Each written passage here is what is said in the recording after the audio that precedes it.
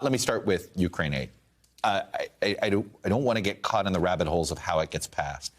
Ukraine aid, COVID aid, and issues about Title 42. Is the Title 42 issues going to hold up COVID and Ukraine aid as it has been? I don't think so. I think that if you look at the global significance of COVID-19 and what's going on in Ukraine, those are, tidal. Mm-hmm. I mean, they are issues that are, beyond our local national politics. Mm-hmm. And I think we have to have a real sense of urgency addressing both of them. Do you get a sense, though, that leaders on both sides of the aisle understand that, and that maybe, or is the lawsuit on Title 42 that is perhaps holding up that deadline actually helping things? Well, that slows things down and allows us to put the attention where we really need it right now, which is in, obviously, Ukraine, but also I think the COVID. I mean, we've got to get ready for the next pandemic, whatever it may be. Mm-hmm. We know there's going to be another one, and we've got to make sure that we are sufficiently in charge of rebuilding our public health, but in charge of the situation so that we don't get caught, flat-footed again. Let me ask about what's realistic here. So Joe Manchin is he's sort of the one that told us about all of these bipartisan talks. A climate and energy bill, I assume it's something that's kind of in response to the war a bit, kind of in response to our problem of high energy prices. What does a bipartisan climate deal look like, in your view?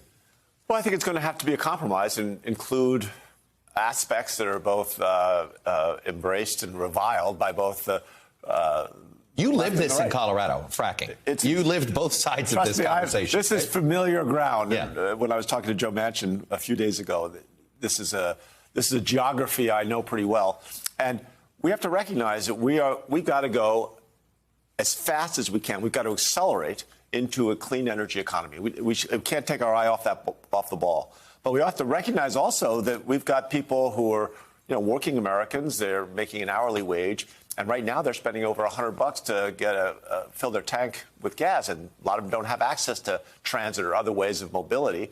So we've got an obligation to them that they can, make their monthly budget last. Can you design, and it's easy to say, hey, I'm for an all of the above energy policy, whatever we can do right now that eventually gets us to clean. Can that actually be something that's legislated? Yeah, I think we've got to work towards that. I think we need a 50-year plan where we really begin to get, I wouldn't say granular, but into more details about, do we have enough lithium? Is there going to be enough copper to rebuild the grid that we're going to need? When does that copper come on board? How many electric vehicles can we build each year, given the essential minerals that we're missing, and some of them are held up by China or Russia?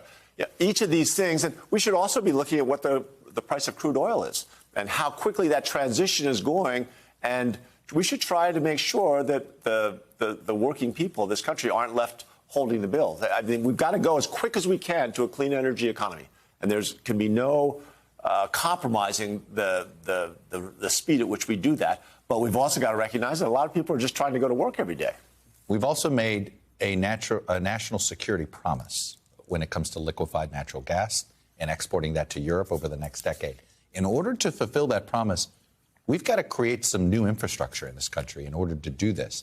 A lot of climate activists feel like that's going to set back the ability that all of a sudden, if we're going to build all this infrastructure, then we may be relying on natural gas is cleaner than crude oil, but it is not the cleanest thing. Are you concerned that if we invest everything it takes to essentially fulfill these new commitments to Europe, that it sets back our overall climate goals?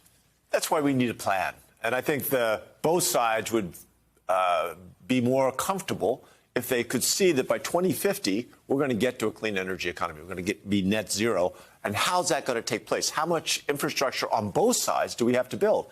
And I suspect we're going to build infrastructure that whether you're a Republican or a Democrat, you're going to say, well, I'm not sure we need that much, or I'm not sure we need all that.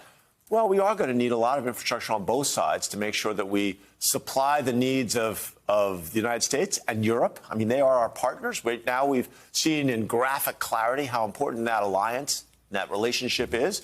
We've got to support them. Can this bipartisan group, I actually think you guys can do an energy plan. Can this bipartisan group do an asylum fix? I don't think you can do a big immigration bill, but can you do an asylum fix? Well, it's an interesting thing that you raise, because it's analogous in the sense that we're at a moment where immigration's a mess. this country needs workers desperately. I don't know an industry that doesn't have... Part of the inflation issue is this issue. It's a huge part of it. We are not having sufficient workforce to fill the jobs that are needed for us to grow at the rate the economy would like to grow. So how do we address this? Maybe now is the time when we begin to address dreamers and agricultural workers and healthcare workers, all these workers that come in, and tie that to the asylum fix and a border fix. I had a lawmaker say to me a bit, perhaps cynically, very recently, that the best way to get Congress to act is let them see a crisis at the border. Now, this administration doesn't want to create a crisis at the border, but if there is one, could that be a moment to act, or does politics get in the way? Well, I don't think we want a crisis at the border. These are human lives. Right. And I think we need to do everything we can right now to address the root issues. Mm-hmm. And I think it's interesting that the people coming to the border now along our southern border are not just from Central America. They're from a variety of places, right. But a lot of them from Mexico, a lot of them from Ukraine and other parts of the Eastern Europe. We've got to address that surge mm-hmm. and make sure that we have the capacity, the capability to digest it. Last question is on student debt. You were involved in the presidential campaign. You remember the debate about it. What's the fairest way to do this? Well, it's hard. You know, you've always got the kid, and every time I go to a round table or a town hall meeting, there's always somebody who just finished paying off their debt, mm-hmm. and they worked 14 years to pay off their debt. So I think that you can forgive some small part, but you've really got to look at ways that people can work it off. They've got to, if they want to go work on rural health care or rural education, these are issues where we trade for national service. Trade for national service. That's a fair trade-off. Those kinds of things I think we need to look at for dealing with student debt.